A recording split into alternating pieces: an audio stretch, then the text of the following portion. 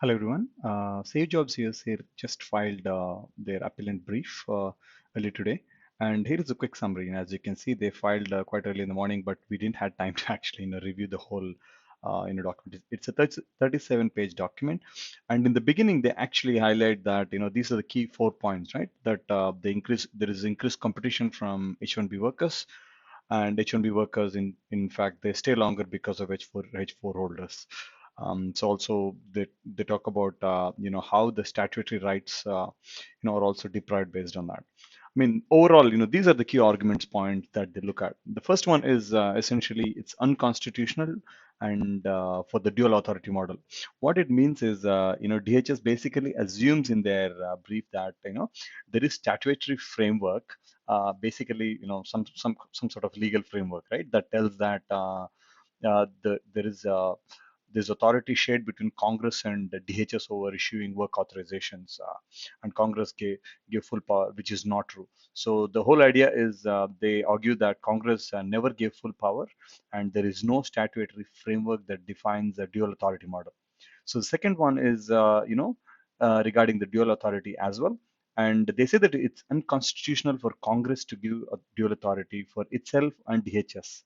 What it means is that essentially Congress has given DHS only a broader authority for day-to-day operations of immigration and certain actions, but they do not mean to give full right to give employment authorization for H4EAD kind of scenarios. Yeah.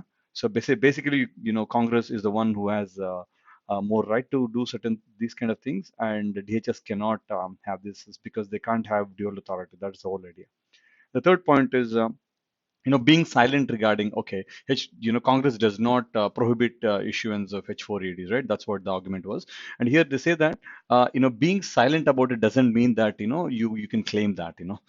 So what they say is your the authority or the agency authority flows from Congress, where it's based on delegation, not just about what's silent.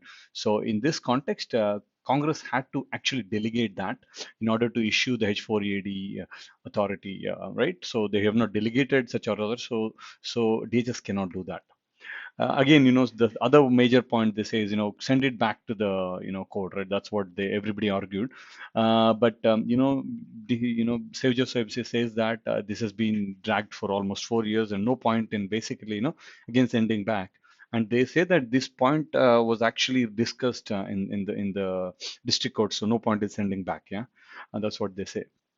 The next point is, DHS argument that okay, the case will be moot. Essentially, moot is a phenomena where it's not logical or pointless. Essentially like a mock case kind of a thing, right? Where for academic purposes you do it. What they say is the case will be moot. DHS basically the reason for that is they are working on H4AD rule removal, so this whole case will be moot. And Save Job says that irrespective of DHS claims, there is nothing they have done in the last few years. So there is nothing that tells that H4AD removal is going away. That's first part. And second thing is there is no guarantee that they will not do this in the future. So DHS has actually broken so many promises, and there is a delay of over 2 years, and enough is enough. This is exactly the statements they put in there.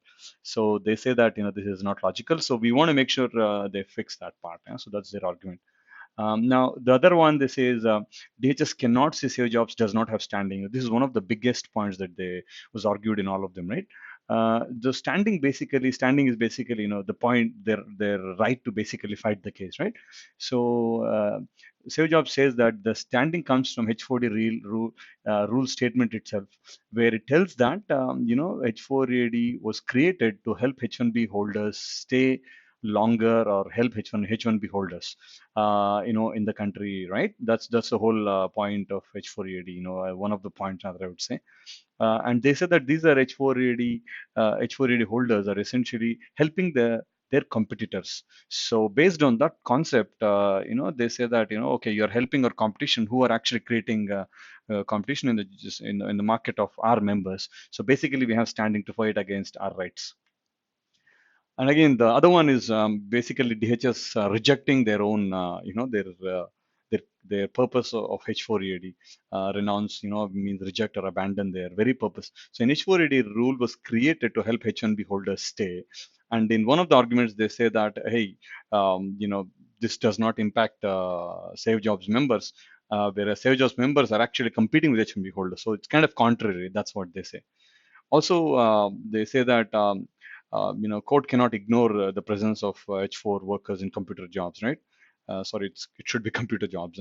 But anyways, they say that the reports by Amici is 66% of H4 holders work in science and technology, engineering, mathematics fields. All of these are related to those kind of jobs. And the second study shows common H4 jobs are software developer.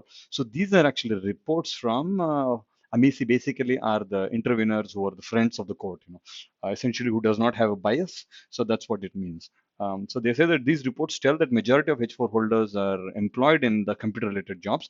So definitely, they are actually taking our members' jobs. That's the standing. Second one, the third one is, the cutoff. The third one is slide, right?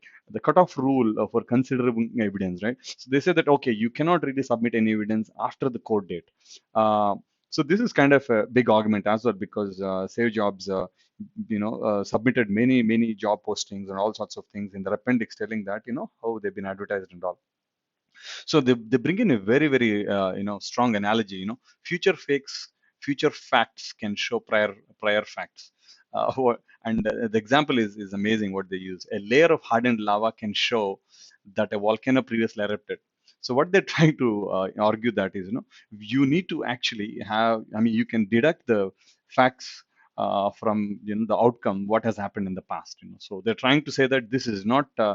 Also they say that when you go for any affidavits, the affidavits usually happen after the court case date. So it means if the court assumes that you cannot take an evidence after the complaint date, then all the affidavits will also not work. So this will totally throw away a lot of the general concept of evidence, right? So it's an interesting one that they put together. Again, this is the similar to the last one, DH rejecting its own findings because the way they created H4 role is to provide incentives for H1B holders. And again, this argument basically rejects their own claims. So it's kind of, they're shooting themselves, DHS is shooting themselves, telling that, oh, you said you created H4 EAD rule to help H1B holders. Now you're telling that, this is not right or this is not correct. So this kind of, counter arguing, or rather they're basically canceling their own argument. And again, the other one is DHS error on workers in question.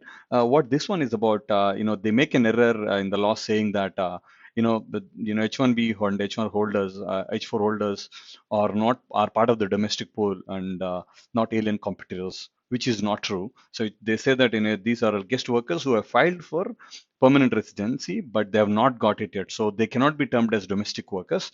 So they may be future, but not at the moment. So you can't do that thing. Huh? The last one is deprivation of statutory rights. Statutory rights is basically your rights that has given, right? So, basically something that you can claim of by law or by rule. Congress has granted Save Jobs USA members rights for foreign workers to adhere to certain requirements. Like for H1B holders, they need to be satisfying certain requirements to be in the market.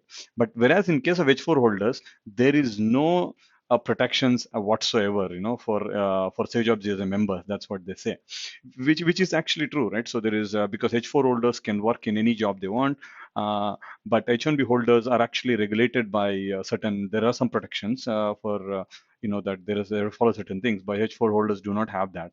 So I mean that's one way they're saying that hey, there is no protections for these things because H4 holders does not have any worker protections and it does not authorize work. So it's kind of in a way statutory right issue. Overall, Save Jobs USA says that they have a standing to bring this issue to the court, and the DHS exceeded the authority delegated by Congress. So it's an interesting argument. They try to put in a lot of references for all of these points that I've discussed. Right in the court is a big 37-page document with a lot of references to the past cases and And I mean, I personally can't really, check all the citations they've given, but all of these citations, that they've given and the argument points will in the end decide the merits of their argument.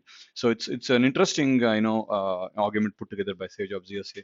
So only time will tell how will court react for this. So thank you for listening, and definitely subscribe for more updates.